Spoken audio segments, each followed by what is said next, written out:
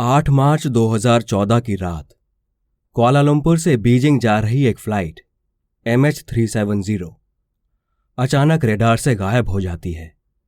उस विमान पर सवार थे 239 लोग और फिर वो ऐसा गायब हुआ जैसे आसमान ने निगल लिया हो।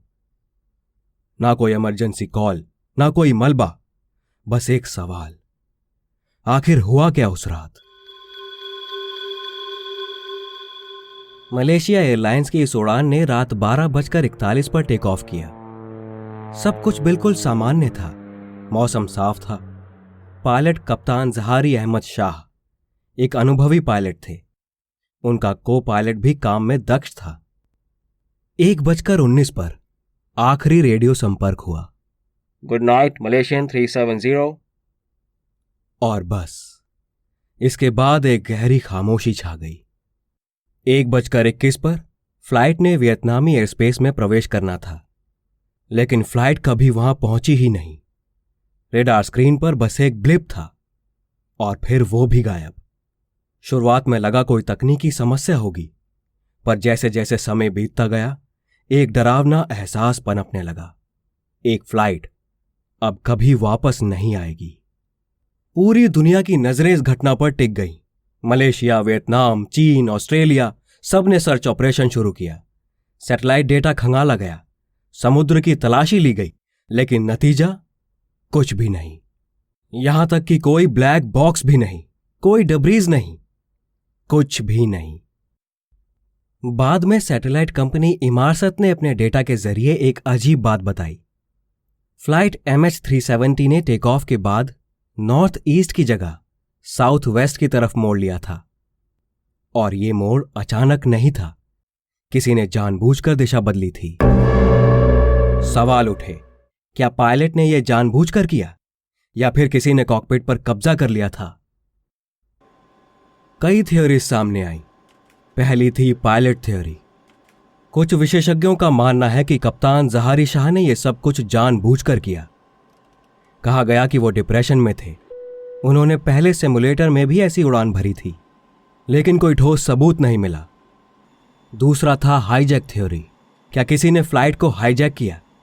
रेडार से बचने के लिए लो एल्टीट्यूड पर उड़ाया गया, पर कोई मांग नहीं आई, कोई आतंकी ग्रुप सामने नहीं आया। तीसरा था टेक्नोलॉजी फेलियर या फायर। क्या प्लेन में कोई फायर हुआ और ऑक्सीजन खत्म होने से सब बेहोश हो गए? फिर ऑटो पायलट मोड में प्लेन तब तक उड़ता रहा जब तक ईंधन खत्म नहीं हुआ। पर सबसे चौंकाने वाली बात यह थी कि फ्लाइट का पिंग यानी सैटेलाइट सिग्नल लास्ट टाइम 7 घंटे बाद मिला, हिंद महासागर के गहरे हिस्से से। यानी विमान उड़ान भरने के 7 घंटे बाद भी हवा में था और फिर गहराई में समा गया। सालों तक समुद्र में प्लेन के अवशेषों को ढूंढा गया। कुछ टुकड़े फ्लैपरॉन अफ्रीका के तटों पर मिले। DNA से साबित हुआ कि वो फ्लाइट MH370 का ही हिस्सा थे, लेकिन विमान का मुख्य हिस्सा अब तक नहीं मिला है। कई लोगों का मानना है कि सच्चाई छुपाई जा रही है। कुछ थ्योरीज कहती हैं कि वो प्लेन मार गिराया गया क्योंकि उसमें कोई खास यात्री था। कुछ कहते हैं कि किसी टेक्नोलॉजी टेस्ट के दौरान गलती से प्लेन टारगेट बन गया। फिर सवाल उठता है, अगर इतनी बड़ी साजिश थी तो इसे इतने सालों तक कैसे छुपाया गया? 239 लोगों के परिवार आज भी इंतजार कर रहे हैं। हर बार जब भी समुद्र की गहराइयों में सर्च ऑपरेशन होता है, उम्मीदें जागती हैं, फिर टूट जाती हैं। MH370 अब सिर्फ एक फ्लाइट नंबर नहीं है। यह इंसानी जिज्ञासा, रहस्य और दर्द का प्रतीक बन गया है। क्या कभी हमें सच्चाई का पता चलेगा?